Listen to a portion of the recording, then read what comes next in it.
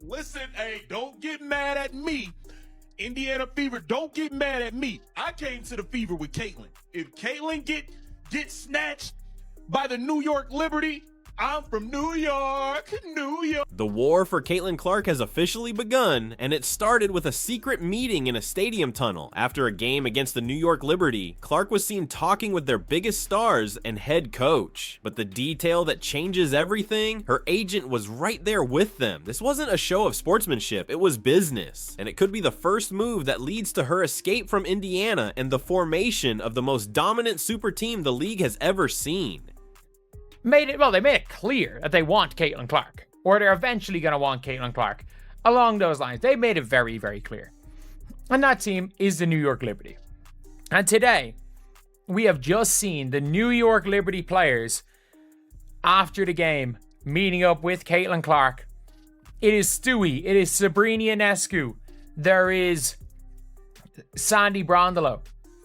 And by the way, Stewie is not leaving New York the rest of her career. That is one thing that I will be 99% sure of. The Stewie is not leaving. Let's break down exactly what this tunnel meeting represents. This wasn't a quick, polite handshake. It was a lingering conversation involving the Liberty's core leadership and, crucially, Clark's agent. In the world of professional sports, agents are the architects of contracts, trades, and career-altering moves. Their presence in a private chat with a rival team is the equivalent of seeing smoke and knowing there's a fire. We got secret meetings going on, y'all. Uh-oh, SpaghettiOs. Yeah. Caitlin Clark had a secret meeting, a little powwow, just a little powwow with the New York Liberty post-game. Listen, I'm not saying it's everything, but it damn sure ain't nothing. I think it's more like something. I think it's something, y'all. We better pay close attention to this. If I'm the Indiana Fever, you better tighten up. You better get your... The body language was just as telling. Clark wasn't somber after a loss. She was relaxed, engaged, and smiling. This scene wasn't an accident. It was a carefully orchestrated signal to the entire WNBA, and especially to the Indiana Fever. A powerful alternative is on the table, and they are making their interest known. I think there is a 50-50 chance Caitlin Clark leaves Indiana after her rookie season. No, after her rookie contract is up. Because I have a feeling that with all the restricted free agency and everything, I think they're going to try to get rid of all coring out of the CBA. I don't think coring is going to be a thing. in the CBA. And obviously, look, you're going to have to core players, and they're going to have to core Aaliyah a year earlier than Caitlin. And if they're scared Aaliyah is going to leave, and if they're like, oh, we want to core and trade Caitlin, then Aaliyah leaves for nothing.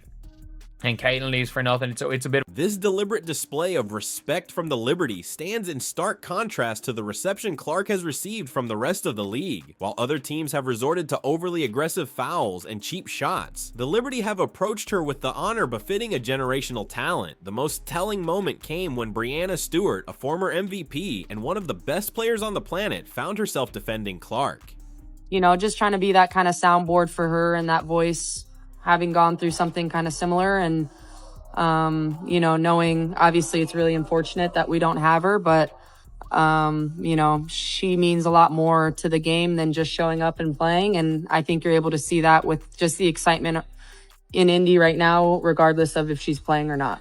After Clark hit an impossibly deep three-pointer right over her, Stewart didn't show frustration. She laughed. It was a genuine laugh of admiration, the reaction of a true champion who recognizes and respects greatness, even in an opponent. This is the Liberty's mindset. They see a rising tide that lifts all boats, while much of the league seems to think her success will somehow sink theirs. But this is how it starts in sports. This is how it starts in the NFL. This is how it starts in the NBA. When you start seeing the wheels in motion, there's signs. There's signs before eventually a player gets traded. A player eventually marks their next destination. The Indiana Fever, you're on notice.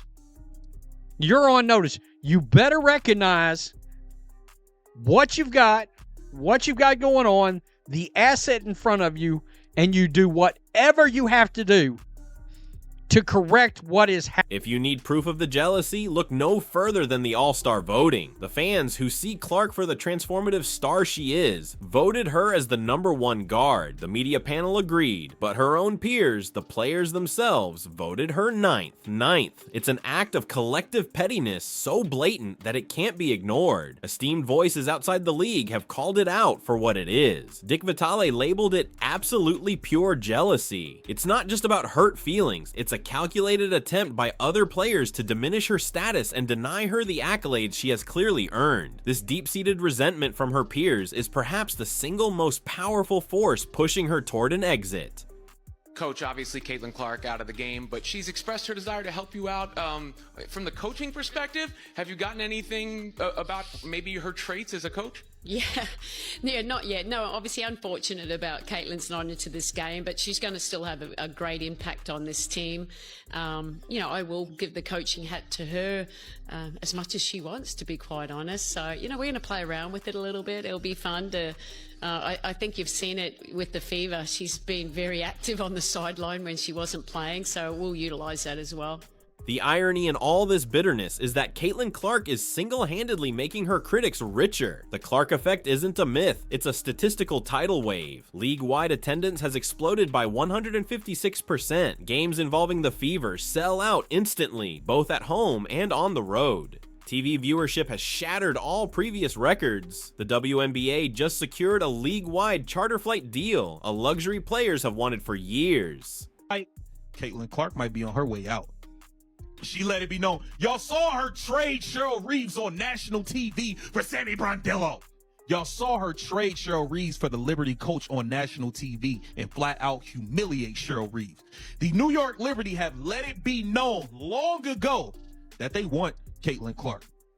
Have you seen the New York Liberty playing dirty against Caitlin Clark? No. Have you seen them flagrant fouling and knocking her all over the place? No. They playing a long game.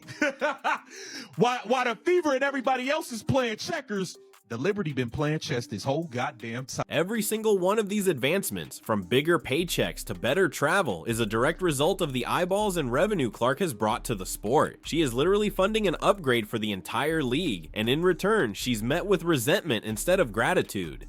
But the Liberty have shown her love. We've seen that as a bit of a theme. There was the moment between Stewie and Clark when Clark came back from injury the first time, and then there was some nice words. I missed the moment myself of them posted up there for a second, but there were some nice words from Liberty coach Sandy Brondello that I did capture, and I thought they were... This hostile league environment puts the Indiana Fever under a microscope, and their performance has been less than reassuring. They were handed a golden ticket, a player who could redefine their franchise, yet they often appear to be fumbling the opportunity. From baffling minute restrictions that seem to ignore her elite conditioning, to an offense that struggles to build a cohesive system around her unparalleled basketball IQ, the Fever have yet to prove they know how to handle a superstar of this magnitude. The perception is growing that instead of unleashing a phenomenon, they are trying to contain one. For a player like Clark, who thrives on a fast pace and creative freedom, that kind of mismanagement is a recipe for disaster. The moment with Caitlin in the second quarter, how did you look back on that moment? Did you get a lot of texts from friends or DMs? No. How do you react to that? Yeah. I mean, I think in the moment, it was shot clock was going down, right? I know she wants to go left to shoot the three. So trying to be as close as I can, but she was deep out there, and when she made it, she was just kind of laughing, and I was laughing. It was a great shot. It was a tough shot, and it's one of those ones where you're and you go to the other end, and I'm happy. I'm seeing a lot of great sportsmanship. Love that. Beyond on-court strategy, a financial time bomb is ticking in Indiana's front office. The WNBA's coring rule, which acts like a franchise tag, allows a team to retain a star player. However, the Fever have a unique problem. They have two back-to-back #1 draft picks in Aaliyah Boston and Caitlin Clark. In the near future, they will face a nightmarish decision. They can only core one player at a time. Dick Vitale has spoke. This is how you feel about the WNBA players voting Caitlin Clark the 9th best guard in the league. Absolutely pure jealousy that the WNBA players voted Caitlin Clark the 9th best guard. Someday, they will realize what she has done for all the players in the WNBA. Charted planes, increasing salary, sold out crowd. Improved. If they prioritize one, they risk the other walking away for nothing. This creates a logical, business-driven pathway for Clark to become available. A smart, aggressive team like the Liberty could exploit this situation, forcing Indiana into a corner where trading Clark becomes their only viable option to get something in return. What's crazy is that her team lost the damn game, but Caitlin is all smiles. She's all smiles. She's all smiles. So many people is insinuating. They're insinuating that Caitlin Clark could be trying to get the hell out of Indy. Now, I ain't gonna hold you. Your boy John Liquidator I definitely want her to get out of Indy, bro.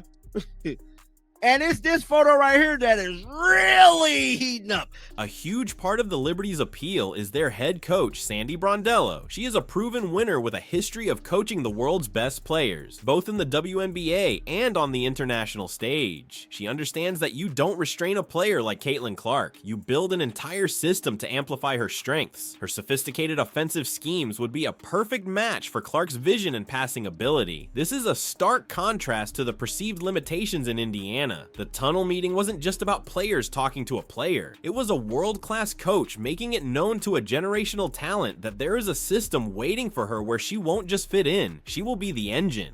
You guys keep talking about Mrs. Me Too wanting to go to the New York Liberty. Oh, she's going to be the perfect fit. Oh, the coach loves her. Oh, the Stewie and the team loves her. This is what happens. And this is somebody who appreciates real basketball. This is what happens when Caitlin Clark is fucking dropping firebombs on you. Bow, bow, bow, back to back to back. You fucking applaud her and you smile because you love it. This right here. Yes, she appreciates someone like this. Now, imagine if these two were teammates. Thing one, thing two. They're winning 4 straight. A move to the New York Liberty isn't just a basketball decision, it's a business empire decision. New York City is the undisputed media capital of the world. Playing for the Liberty would elevate Clark's brand from a national sensation to a global icon. The endorsement deals, marketing opportunities, and mainstream media exposure would be on an entirely different level. She would be playing in the largest market for a championship contending team with a platform to become one of the most recognizable athletes on the planet, regardless of sport. While she is a star in Indiana, New York offers the kind of stage that can turn superstardom into a billion-dollar enterprise. Why is her agent there? That is the key. All right, that's the key. Her agent's involved. Some representative is involved. That's what you. They're talking strategy. How many strategy conversations have agents involved in them? Seriously.